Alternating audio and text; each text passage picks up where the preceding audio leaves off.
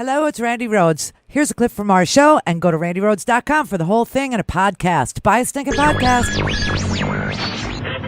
Mary had a little man. The fall. We believe that all men are created equal. To the magnificent mosaic that is America. From radio beacon to radio beacon. I have a dream today. Change has come to America. Believe me. Knock, knock.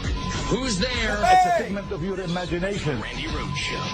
Turn up your mind. I spoke with the president last night after discussions with the rest of the national security team, and he directed that we begin a deliberate withdrawal of forces from northern Syria. 1,000 troops.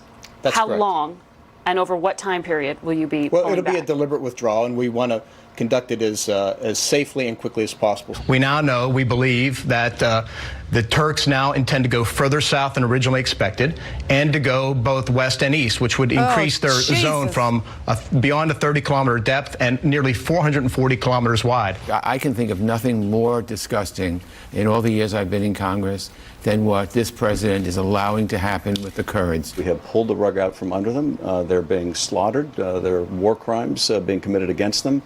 And we're seeing ISIS fighters released from custody, just as we predicted would happen. And for the president to say, well, you know, they're just going to go to Europe. We're not going to have an ally left after this presidency. You can imagine how Europe feels about the President of the United States saying, well, we're not really concerned about foreign fighters going to Europe. If we go to maximum pressure, which we have the right to do, at a moment's notice, the president calls me up and tells me, we will do this. We could shut down all U.S. dollar transactions with the entire government of Turkey. Is that something you may do? That is something we may do. For God's sakes, what are they waiting for, right? Seriously, People are dude. being killed right now. And here you have Secretary Mnuchin saying, oh, well, we'll think about it. Maybe we'll do something. President Trump tweeting that he's going to destroy their economy. They look ridiculous. I think the president was right in moving 50 soldiers out of the way of an onslaught of tens of thousands of Turkish troops. We all know that if there were still those 30 or 40 soldiers in that part of Syria, that Turkey wouldn't attack. You hear the president and people like Rand Paul talk about endless wars all the time, and it's kitschy. But actually, we were preventing an endless war, and that actually commenced on Sunday. The Kurds have been very good partners in the de-ISIS campaign. They were very good fighters on the battlefield. We obviously enabled that as well. But at the same time, we didn't sign up to fight the Turks on their behalf, and we've been very clear with them about that. Is the president putting U.S. national security at risk? Yes, I certainly I think so. Yeah, we all think so. Everybody thinks so. You know what this is? This is a gift to Russia. This is a gift. Russia has been fighting on the side of Bashar al-Assad in Syria for all these years. And this is, the president being tricked or being bested or losing a negotiation in a phone call with Erdogan last week and saying, we'll just step out of the way. You can go ahead and take Syria and give it to Putin. He wants it. Let him have it. And sacrificing, our allies to do it. This is disgusting. And I just want you to understand that the Kurds believe in American values. The Kurds believe in equal rights for women. The Kurds believe in freedom of speech. The Kurds believe in freedom of religion. They believe in local governance. They value education. They have a judicial system that is fair and transparent. And this, according to our military officers in the region, who also say the Kurds have an organizational skill that I have never seen before in the Middle East. He said, this is the first opportunity I've seen to actually achieve our end state objectives because we had a partner that very closely shares our American values, the officer said. We snatched defeat from the jaws of victory. A second army officer reacted with disbelief. He said, as Turkey attacked, I couldn't help but feel ashamed, number one, to have been part of it, and number two, that we, America, I believe, are violating our values. America, in my mind, is still the shining beacon on the hill, but we are not living up to that right now. He said, I haven't been able to get a hold of any of his, comrades who fought with the SDF. He doesn't know where they are or what they've, where they've gone.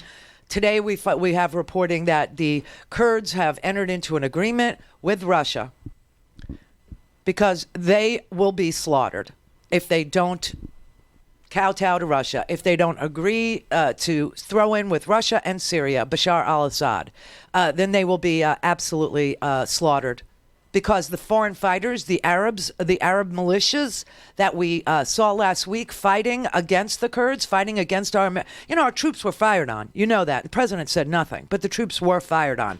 He was asked about what are you going to say now that the Turks bombed our special forces?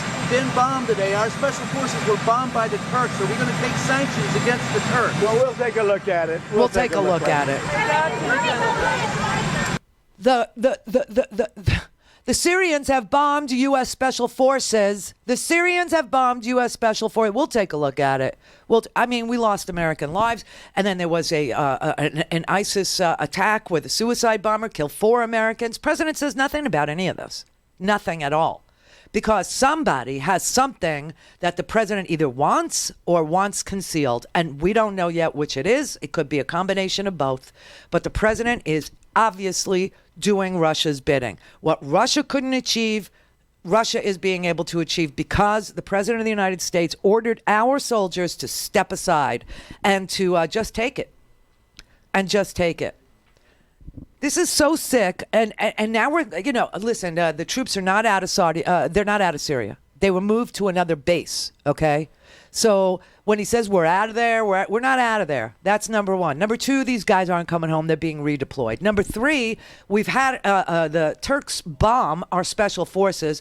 Oh, we'll take a look at it. We'll take a look at it. We had 4 Americans killed in a suicide bombing in Raqqa. Oh, well, let's not talk about that. And now we find out that the Turkish people, the Turkish army, isn't doing the regular fighting with regular forces. They're using Arab militias. Well, now we know who that is. The Turks are now using militia elements, extremist militia elements, that we are told, as U.S. intelligence believes, includes former members of Al-Qaeda, including and former members of Al-Qaeda. ISIS. Those forces are advancing. Yesterday, those forces themselves released a video some people might find disturbing, apparently executing a Kurdish man by the side of the road, celebrating, shouting Allahu Akbar, telling their colleagues to film them. We are told those kind of executions are continuing today. Oh. And then, in a very disturbing development, U.S. officials tell us that those same militias, the ones that include Al-Qaeda and ISIS members, have advanced even further in tracked vehicles. They are advancing close to U.S. forces. U.S. forces tell us that unless those forces withdraw immediately, they risk coming into contact with U.S. troops. U.S. troops say that their lines of communication, their actual supply lines between them and the Kurds, are at risk of being cut off.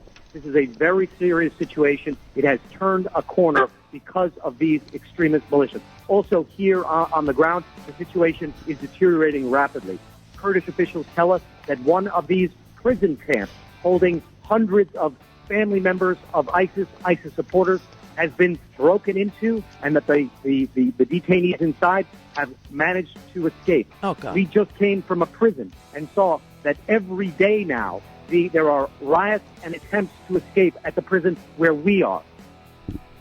He has just destabilized the entire Middle East. The president of the United States did. Russia has, Assad has, and Iran has. This is mass chaos because the president of the United States wants to steal, and in chaos, I told you can steal. This is truly, truly disgusting. This is really, really vile. Go to RandiRhodes.com for the whole thing and a podcast. Buy a stinking podcast.